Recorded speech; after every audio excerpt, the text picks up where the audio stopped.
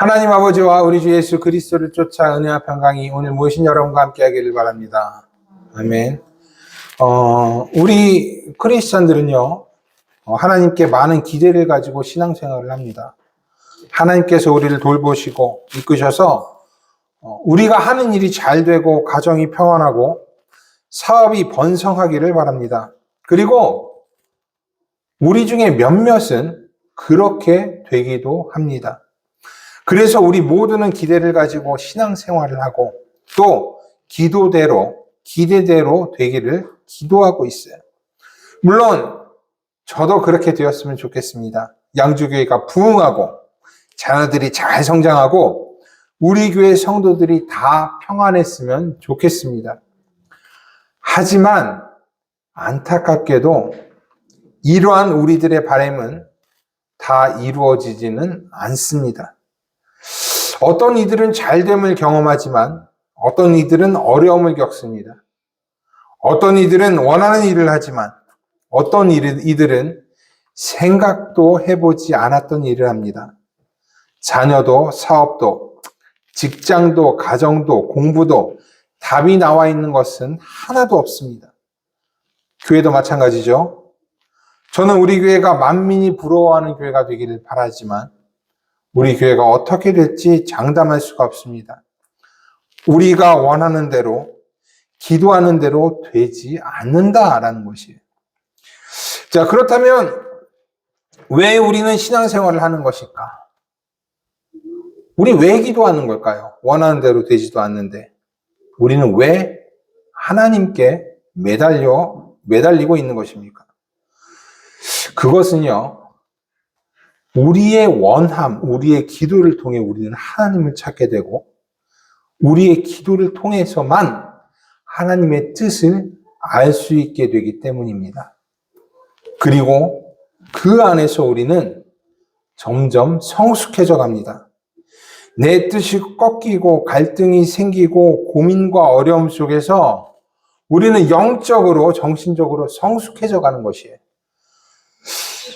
우리에게 좋은 일이 가득했으면 좋겠습니다. 좋은 환경이 다가왔으면 좋겠어요. 우리의 삶이 변화했으면 좋겠습니다. 그리고 그것들이 우리에게 안녕과 성숙을 줄 것 같아요. 하지만 그렇지가 않습니다. 오히려 고난이 우리의 스승이 되고 갈등이 우리에게 명철을 가져다 줍니다. 그리고 우리는 이 과정 속에서 내 뜻, 내 의지, 내 꿈이 아닌 하나님의 뜻이라는 것을 찾게 돼요.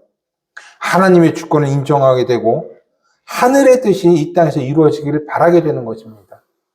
내 뜻대로 이루어지지 않을 때, 내 기도가 막힐 때 우리는 그때 하나님의 뜻을 찾게 되는 것이에요. 오늘의 복음서의 말씀도 그러합니다. 오늘의 복음서에는 세례 요한이 예수님께 자신들의 제자를 보내서 예수님이 메시아인지를 확인하는 장면이 쓰여져 있어요. 참 신기하죠? 우리가 다 알다시피 세례 요한은요, 메시아의 길을 준비했던 사람입니다.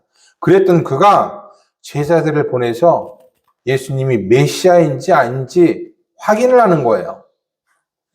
세례 요한조차도 예수님이 메시아인지 확신하지 못했다라는 것입니다.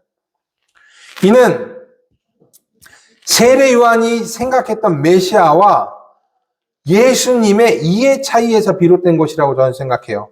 아마도 세례 요한이 상상했던 메시아는 강력한 힘을 가진 분이었을 것입니다. 모세나 다윗처럼, 아니면 헬레니즘 제국으로부터 잠시 독립을 이뤘던 유다 마카베오처럼 전쟁에 능하고 힘이 센 군주였을 것이에요. 그러나 예수님은 그러한 모습을 전혀 보이지 않으셨습니다.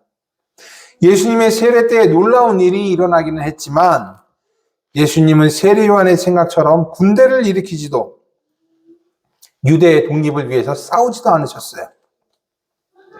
또한 예수님은 이스라엘의 중심인 유대 땅이나 예루살렘에서 선교하지도 않으셨습니다. 주로 갈릴리에서 복음을 전하셨어요. 당시에 갈릴리는 유대에서 이방의 땅이라고 불릴 만큼 이방인과 접촉이 많은 곳이었습니다. 그뿐 아니라 예수님은 이방 지역과 사마리아도 서슴없이 다니셨고 세리와 창기들과도 어울리셨습니다. 이는 유대 중심적 사고를 가지고 있는 세리 요한에게 있어서 굉장히 이질적인 것이었어요. 이스라엘의 메시아가 메시아의 역할을 하지 않고 있는 것과도 같았습니다. 게다가 세례 요한은요, 예수님과 친척지간이었어요. 관계가 가깝기 때문에 더욱더 확신하기가 어려웠을 것입니다. 예를 들면 이런 것이에요. 여러분 앞에서 저는 목사입니다. 그렇죠? 그러나 우리 아이들 앞에서 저는 목사라기보다는 아빠죠. 아이들 앞에서 목사 역할을 하기란 쉬운 일이 아닙니다. 제 부모님, 친척들, 친구들 앞에서도 마찬가지입니다. 이러한 상황을 염두에 두면 확인을 하려고 하는 이 세례 요한의 행동도 우리는 충분히 이해할 수가 있어요. 마지막으로 오늘의 복음서의 세례 요한은요, 옥에 갇힌 상황입니다. 헤롯의 이혼과 재혼을 지적한 죄로 요한은 옥에 갇히게 되었습니다. 자신이 언제 죽음을 당할지 모르는 상황 속에서 세례 요한은 예수가 메시아임을 재확인하고 싶어한 것입니다. 이러한 이유들로 인해서 세례 요한은 자신의 제 아들을 예수님께 보냅니다. 그리고 제 아들은 예수님에게로 와서 세례 요한의 말을 전합니다. 오늘의 복음서 20절의 말씀입니다.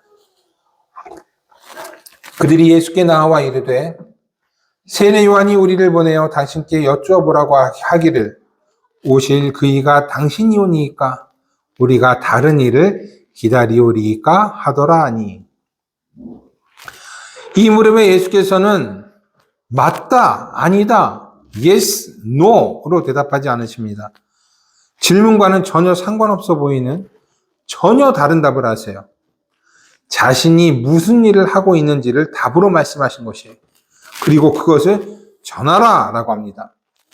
맹인이 보며 못 걷는 사람이 걸으며 나병 환자가 깨끗함을 받으며 귀먹은 사람이 들으며 죽은 자가 살아나며 가난한 자에게 복음이 전파된다 하라.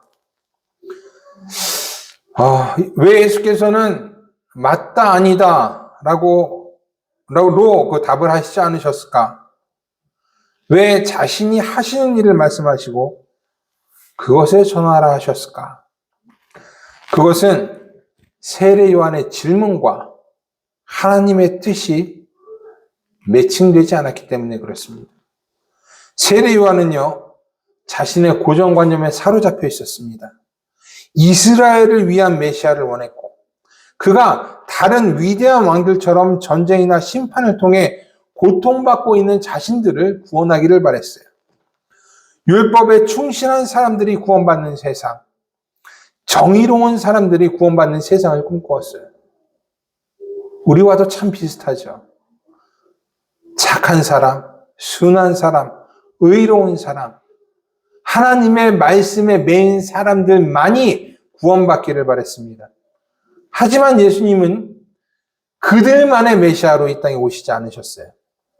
모든 사람의 메시아로 오셨습니다. 병든 사람의 메시아, 율법에 들어가지 못하는 사람들의 메시아, 삶의 어려움으로 인해서 정의롭지 못한 사람들의 메시아로 오셨습니다. 그래서 예수께서는 아주 가난한 사람들과 어울리셨고 세리와 창기들과 죄인들의 친구가 되어주셨습니다. 세례 요한은요, 위대한 사람이었어요.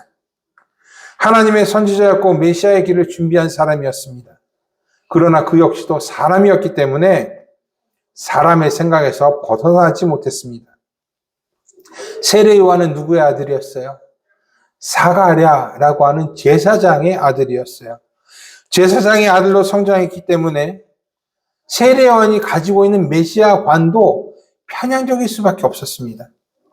그래서 예수께서는 맞다, 아니다 의 답이 아닌 자신이 하고 있는 일을 전하라고 하신 것입니다. 전쟁이나 심판을 통한 구원이 아니라 병과 연약함으로 인해 소외된 사람들에게도 복음이 전해지는 것이 구원이라는 것을 말씀하신 것입니다.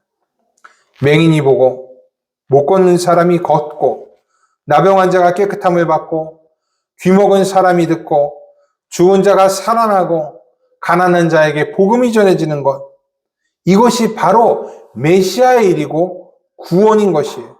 그리고 선지자 이사야가 예언한 메시아의 참 모습이었습니다.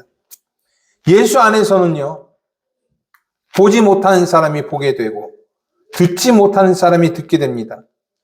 걷지 못하는 사람이 일어나 걷게 되고 피부병으로 인해서 쫓겨난 사람들이 나음을 얻게 돼요. 죽은 사람이 살고 가난한 자에게도 복음이 전해집니다. 그리스도가 그들과 함께 계시기 때문에 그렇습니다. 하나님의 나라가 그들 안에 임하기 때문에 그래요. 이것이 메시아가 우리에게 오신 이유이고 예수께서 우리에게 베푸실 구원입니다. 그리고 예수께서는 이렇게 말씀하세요. 누구든지 나로 말미암아 실족하지 아니하는 자는 복이 있도다 라고 말씀하셨어요. 세례 요한과 같이 메시아에 대한 주관을 가지고 예수님을 본다면 실망할 수가 있어요. 자신의 뜻과 소망을 가지고 메시아를 기다리는 사람은 실족할 것입니다. 하나님의 생각은 사람의 생각과 전혀 다르기 때문에 그렇습니다. 우리의 기도도 마찬가지죠. 내가 원하는 것, 내가 바라는 응답, 이것에 우리의 기도가 맞춰져 있다면 우리는 우리의 기도에 의해서 실족하게 될 것이에요. 내 뜻이 하나님의 뜻보다 앞서 있기 때문에 그렇습니다. 그러나 기도는 느리지만 모든 것을 하나님께 맡긴다면, 하나님에 대한 확신이 우리 가운데 있다면 우리는 실족하지 않는 사람, 복이 있는 사람이 될 것이에요. 이것이 예수께서 말씀하신 실족하지 않은 사람은 복이 있도다라는 말씀이에요. 그렇다고 해서 세례 요한이 메시아의 길을 준비하지 못했다거나 실족할 것이다 라는 그러한 말씀은 아닙니다. 비록 세례 요한이 예수님에 대한 확신을 잃어버렸지만 그는 여전히 메시아의 길을 준비한 사람이고 선지자보다 훌륭한 사람이에요. 세례 요한의 제자들이 돌아간 후 예수께서는 자신의 제자들에게 세례 요한에 대해 이렇게 말씀하십니다. 오늘의 복음서 26절 27절에 있는 말씀이에요. 내가 너에게 이르노니 선지자보다도 훌륭한 자니라. 기록된 바 보라 내가 내 사자를 내 앞에 보내노니 그가 내 앞에서 내 길을 준비하리라 한 것이 이 사람에 대한 말씀이라 라고 쓰여져 있습니다. 예수님에 대한 확신이 잠시 흔들렸다고 해서 세례 요한의 업적이나 위대함이 사라지는 것은 아닙니다. 그는 여전히 훌륭한 사람이고 하나님의 일을 해낸 사람이에요. 그러나 그 역시 사람이라는 것을 우리는 반드시 기억해야 합니다. 오해할 수 있고 실망할 수 있는 사람이라는 것입니다. 그래서 예수께서는 여자가 낳은 자 중에 요한보다 큰 자가 없도다 라고 말씀하셨지만 동시에 그러나 하나님의 나라에서는 극히 작은 자라도 그보다 크니라 라고 말씀하신 것입니다. 저는 이 예수님의 말씀이 어쩌면 우리를 위로하는 말씀일지도 모른다라고 생각했습니다. 제가 여러분들께 하나님의 뜻을 먼저 생각하고 확신하고 모든 것을 맡기자라고 설교를 통해서 말씀드렸지만 저 역시도 저의 기도가 응답되지 않을 때, 저의 기대와 다른 상황이 펼쳐질 때 실망하게 됩니다. 상처를 입고 오해를 하기도 합니다. 머리로는 이해를 합니다.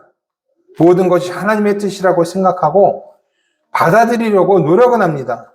그러나 이 가슴에서 그것이 잘 되지를 않습니다. 이것이 하나님의 뜻인지 의심이 되고 내 뜻대로 해주시지 않은 하나님이 원망스럽습니다. 그래서 세례 요한이 예수님께 사람을 보낸 것처럼 몇 번이고 몇 번이고 다시 기도를 합니다. 저 역시 사람이기 때문에 그래요. 여러분들은 다르십니까? 내 뜻대로 되지 않을 때 하나님을 원망하고 실족하고 몇 번이고 몇 번이고 계속해서 같은 기도를 하게 됩니다. 그렇다고 해서요, 우리가 신앙인이 아닌 것은 아니에요. 우리가 크리스찬이 아닌 것은 아닙니다.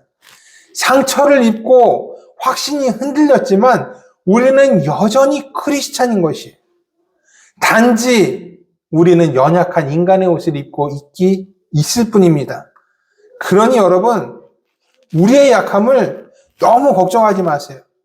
세례 요한과 같이 위대한 사람도 확신을 잃었다는 것은 누구든지 그럴 수 있다는 것입니다. 이를 예수님도 잘 아셨습니다. 예수님도 인간으로서 이 땅에 오셨기 때문에 그래요. 그래서 세례 요한의 제자들에게 예수님께서는 맞다, 아니다 라고 대답하지 않으셨습니다. 그리고 메시아의 모습을 보이시고 그 메시아의 모습을 전하라 라고 말씀하신 것이에요. 그 예수님께서 우리에게 하나님의 뜻을 깨닫게 해주시기를 원합니다. 메시아의 바른 모습을 보여주신 예수님께서 우리에게 바른 하나님의 뜻을 가르쳐 주시기를 원합니다. 우리를 실족지 않게 하시고 복 주시기를 바랍니다. 그리고 우리를 이끌어 하나님의 나라에 극히 작은 자가 되게 해주시기를 기도합니다. 모든 지각에 뛰어난 하나님의 평강이 그리스도 예수 안에서 여러분의 생각과 마음을 지키시기를 원합니다. 아멘. 우리 기도하겠습니다.